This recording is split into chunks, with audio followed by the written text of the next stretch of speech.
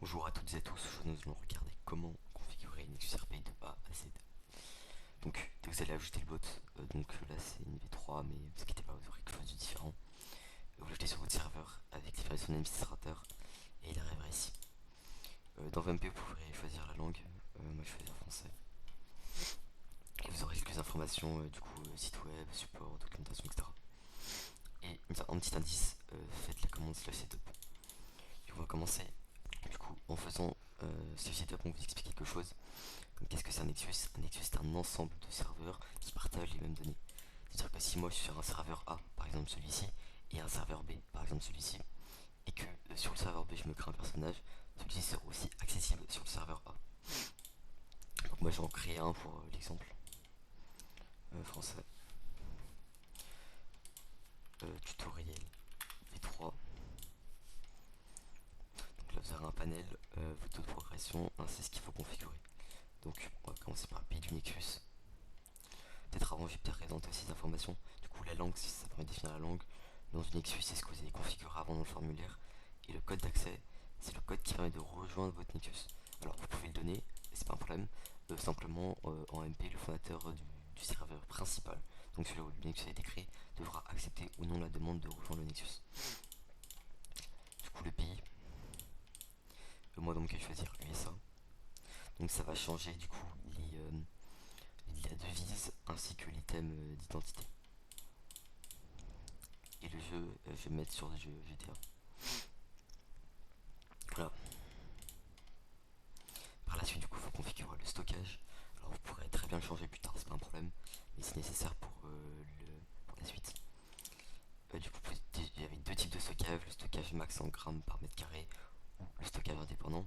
Du coup, le stockage max en grammes par mètre carré, ça va prendre la superficie du lieu et ça va définir un stockage max. Par exemple, imaginons que vous définissiez ici 1 gramme par mètre carré et que vous avez par exemple un appartement qui fait 100 mètres carrés. C'est-à-dire qu'on pourra seulement stocker 100, 100 grammes de stockage max en fait. Alors, c'est pas très représentatif ce que j'ai dit, c'est des chiffres arbitraires, mais en pratique c'est ça. Et le stockage indépendant, ça représente du coup, ça veut dire que par exemple, un lieu peut faire très bien 100 grammes de stockage maximum, mais un autre peut faire 1000, ça n'a aucune coordination, aucun rapport, rien du tout. Et du coup, de faire ça sur les véhicules, la seule différence c'est que sur les véhicules, c'est pas par gramme par mètre carré, c'est par catégorie. Donc, ça veut dire que par exemple, toutes vos catégories de véhicules, par exemple, attendez, toutes vos véhicules dans votre catégorie, par exemple berline, feront le même stockage maximal. D'accord. Ou sinon, vous pouvez très bien créer, mettre en indépendant. Du coup, là, ce sera chez les véhicules qui aura son stockage maximal. Ensuite, du coup, le chargement de presets. Alors, qu'est-ce que ça va faire? Ça va charger tous les lieux, armes, catégories de véhicules et véhicules de votre jeu. Elles ne pourront pas être changées, d'accord? Donc, vérifiez bien que vous faites sur le bon jeu avant de charger les presets.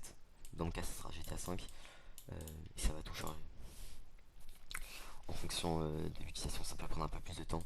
Là, c'était assez rapide parce que je suis seul, mais parfois ça peut prendre un peu plus de temps. Donc là, on a 185 lieux, 23 catégories, 668 véhicules et 74 armes. Donc là, cette commande elle est plus utile. Vous pourrez très bien la réutiliser au futur. Si vous voulez par exemple accéder au code d'accès, ou changer la langue ou le nom du Nexus, mais pour le moment, ce sera plus utile. Donc, tout ça, on peut cacher. Maintenant, il y a quelques configurations qui seront vraiment nécessaires. Donc on va commencer par le premium. C'est totalement facultatif, vous pouvez skip cette étape. Déjà le premium statut ça permet de voir si votre serveur est premium quoi. Et ensuite le premium définir qui permet de définir un premium sur ce serveur ou sur un autre simplement. Donc vous choisissez par exemple votre premium. Moi je vais choisir celui-là. Et vous choisissez le Nexus en question qui sera bénéficiaire du premium. Donc maintenant on va passer à la commande slash des configurations. Du coup, ça va représenter tous les accès qui seront réalisables, enfin qui seront nécessaires pour réaliser des actions. Donc, les plus importantes, par exemple, gérer le Nexus, modérer, etc. Donc, il y a deux types d'accès qui sont configurables dans la plupart des cas. C'est le peu configuré et le peu modéré. Le peu configuré, il a pour objectif, par exemple, de permettre de créer de nouvelles armes. Et le peu modéré, par exemple, d'en ajouter, d'en give, etc. Et c'est la même chose pour un vrai plein de commandes, de permissions, pardon. Vous pouvez rechercher, faire de la pagination, etc. Donc la pagination elle est partielle, c'est-à-dire que j'en mets juste un P, ça va me ressortir tous les accès qui ont le mot P dedans. Bon, il y en a pas mal, mais voilà. Par la suite, du coup, sur chaque option, vous pouvez configurer jusqu'à 10 rôles. Par exemple, là pour le graphe, moi j'ai ajouté le rôle admin.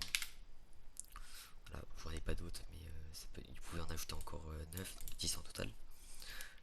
À savoir que si vous ne configurez pas une option, par exemple, moi je ne veux pas configurer le système de FriendSwap ici, donc je mets pas de rôle, ce sera les permissions administrateurs qui seront nécessaires pour configurer. Et c'est ça pour à peu près tout. À savoir que, imaginons que j'ai deux serveurs qui sont reliés sur le même Nexus. Il faudra avoir les permissions sur le serveur principal, donc le serveur où a été créé le Nexus, et non pas sur celui-là où on fait l'interaction. D'accord. C'est-à-dire que si je me trouve sur un deuxième serveur, il faut bien que j'ai des permissions ici. Donc ici par exemple le rôle admin pour pouvoir craft, enfin pour pouvoir configurer des crafts. Il y a quelques commandes qui sont intéressantes à configurer en priorité. Par exemple les faire de commandes roleplay. Très intéressant pour gérer par exemple que les gens ne fassent pas forcément de commandes RP en dehors des sessions ou autre. Et aussi juste le gérer Nexus. Mettez un rôle assez primaire, donc administrateur, direction, n'importe quoi. Parce que si l'édit du Nexus League, ça peut être chiant pour vous de chaque fois refuser les demandes dans OMP de rejoindre le Nexus. Je vous laisserai découvrir, il y en a pas mal de fonctions, il y en a plein qui vont aussi arriver avec le temps en fonction des nouveautés, etc. Du coup, ensuite il y a le slash salon configuration. Donc ça représente tous les salons où seront envoyés les logs, les actions même RP certaines. Donc logs d'interaction RP, logs de braquage, etc. Donc quand on parle de logs de braquage, logs de drogue, etc., on parle d'action RP. D'accord. Donc c'est-à-dire que ça sera qu'on fera un braquage, que ça ira dans le salon. Mais vraiment les logs qui concernent toutes les commandes terminant par configuration vont dans le salon logs de configuration. Moi j'en crée un pour que vous voyez. Voilà, du coup, logs de configuration. Alors il est dit, voilà, c'était mis à jour. Et du coup là, il y aura tout qui sera envoyé ici. Avec qui l'a fait, la configuration, etc. Et pas que les logs de configuration qui vont estimer vraiment toutes les commandes de configuration. Je vous laisserai découvrir. C'est quand même assez explicite. Ensuite, du coup ça c'est fait. Vous avez une dernière chose qui peut être intéressant, c'est les slash serveurs.